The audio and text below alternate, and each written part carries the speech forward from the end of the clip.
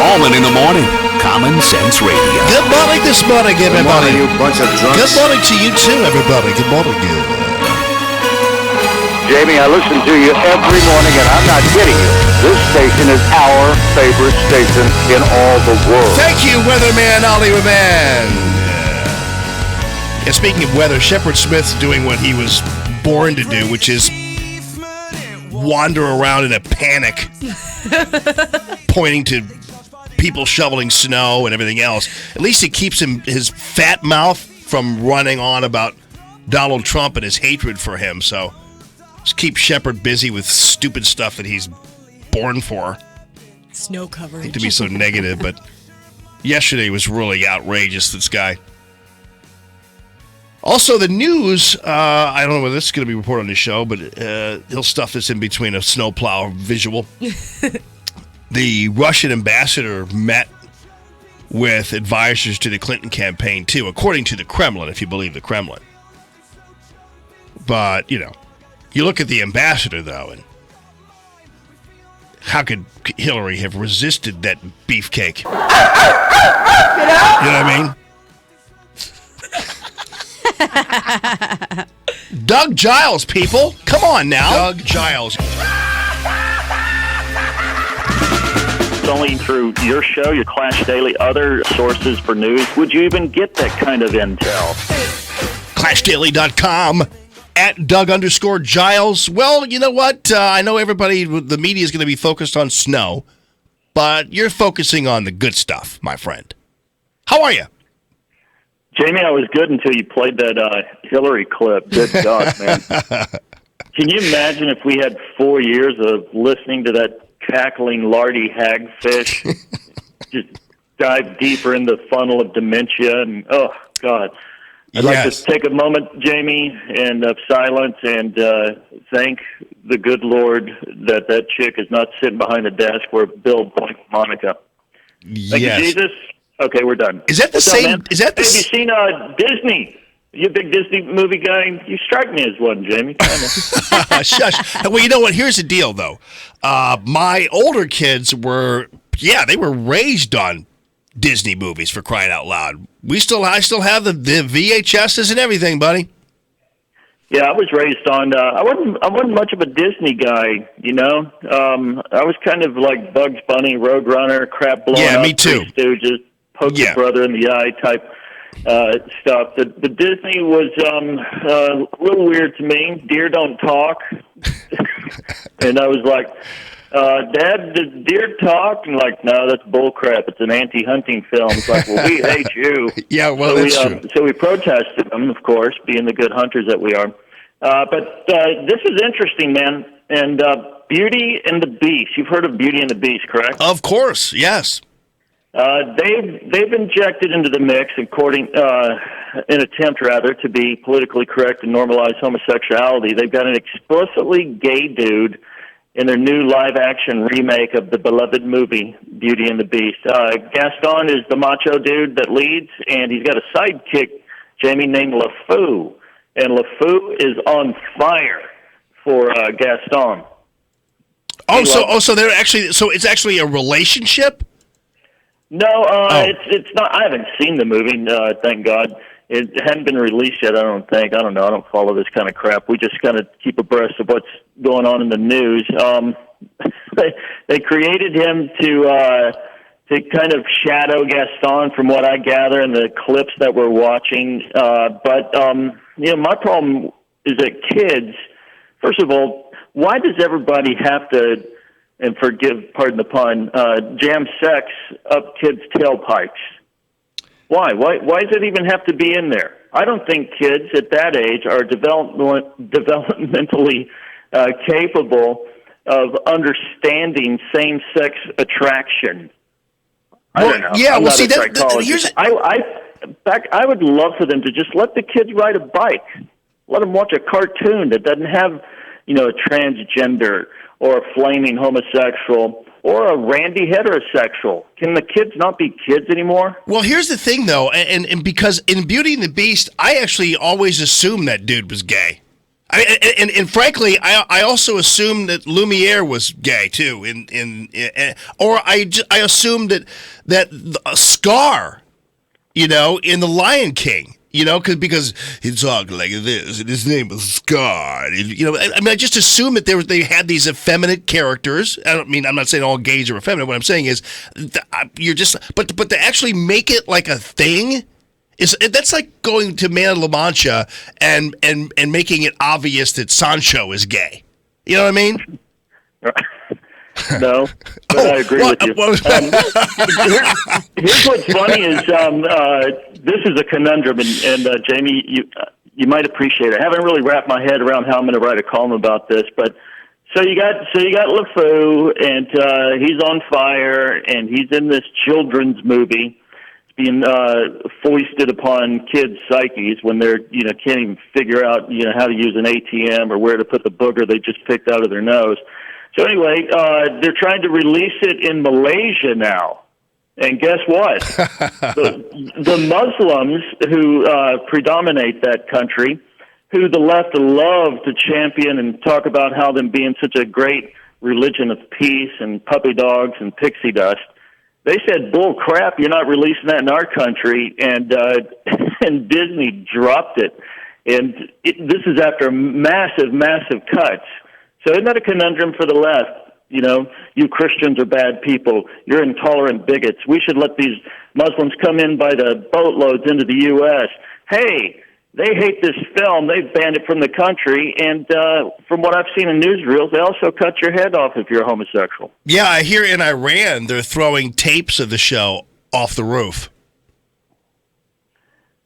Again, it's lost on the left. I get it. Listen, I don't want to behead gays. Okay, no, I don't want to behead anybody. Worst thing a Christian's going to do for somebody who's got same-sex attraction is invite them to hear Mike Huckabee speak, maybe take them to a Joel Osteen conference, give them a lifelong pass to Joyce Meyer's podcast or something like that. Muslims, on the other hand, want to behead you. This is, honestly, from a corporate angle, this is a huge departure for Disney. Because if you're in a situation where, because they've always been very subtle. I mean, in fact, most of this, in the old days, in the 90s, most of the Disney shows and scores were written by gay writers and composers. And so, but they didn't have to make a thing about it because much like a lot of gays don't want to make a thing about them. They just want to be left alone or just want to be normal, average, everyday people and not be harassed, not be thrown off of roofs in Iran, and not be discriminated against, and that's it. So I wonder whether or not even gays or some gays think this is a good idea to make this a big deal like that. Well, again, it is Beauty and the Beast, which I have a problem with that. It's like, is she dating an animal? I kind of read something in Leviticus that ain't, cricket. But anyway, so they got bestiality, they got a new flaming homosexual, and to me, if I was a parent of a young kid, I'm not, but I'm a grandparent now, I'd be like, no thanks. Right. Not a big hater, but I don't want my kid to deal with it. Let him ride a bike, for God's sake. Let him play baseball. Don't throw some Bruce Jenner, strudel hunt in there hoofing around in size 14 stilettos. Why does he have to see that? So, Doug, here's the deal, though. All right, so listen, I grew up on Three Stooges, too, so here's the deal. You know that you must have seen then this episode. Remember the dog washing scene where they had their dog washing operation, and they had those hands with the gloves on them. They washed the dogs and all the Three Stooges, and they were sitting there, and it was Larry's job to squirt the perfume on the dog, and so Larry. I'm pretty sure Larry then takes the little squirter, smells it because it smells good, and makes this eye contact over to Mo and kind of raises his eyebrows, and Mo slaps in the face. Yeah, because you he never thinks look at a Larry's guy when you do that, man. because he thinks Larry's making a Right. move toward Yeah, him. it's like never drink out of a straw in public if you're a guy, and if you do, never make eye contact with another male if you drink out of a straw. Same thing goes for a banana. Definitely a wrong signal sender. Hey, Jamie, I gotta plug the Journey documentary when they bring in that guide from Manila, Arlen. Have you seen it? No. Oh my gosh, man! Listen, if you got a dream out there in Jamie's world and Radio La La Land, and you're getting hammered right now, and you feel like you're going through a rough patch, you need to watch that Journey doc, man. That guy comes out of the slums of Manila, and through just uploading, not even himself, his buddy uploading his crap to Neil Schoen, finds this kid that can wail like a siren. Oh yeah, one of the okay, most now amazing yeah. voices. Yeah, okay, so now I'm caught up. I was too busy trying to get that straw looking at the dude thing down. You got ahead of me there. But yeah, that guy is amazing. I think actually I dared make fun of him once because I was like, okay, why are you just aping Steve Perry when we've got Steve Perry? And but people schooled me on that and made me ashamed of myself for making fun of him because now I know his story. I was all crotchety too, man. I was curmudgeon, it ain't like the old days. I like Steve Perry. He could wail. Right. And then I was like, I want to watch this. And man, I'm telling you, absolutely. If you got kids and you want to show them something in replace of Beauty and the Beast, and you can enjoy the soundtrack because it just takes you back to yesterday, man, with Journey and long hair and paisley bell-bottom pants, kind of like LaFleur's character in Beauty and the Beast wore. Let them watch the Journey show because you know what? It'll make them a fighter. It'll make them a scrapper. It'll make them somebody who holds on to their dream instead of these hipster little weasel pussified characters that roll up in the fetal position and wet their big diaper when they go over a molehill in the Garden of Eden. It's amazing, man. That kid has got his head on. Well, he's not a kid; he's 50. But oh my gosh, man, that's a really good story. And again, it's not crap. There's no agenda. It's just you have a dream, you press through rock, and you land up on stage with 79-year-old rock and rollers.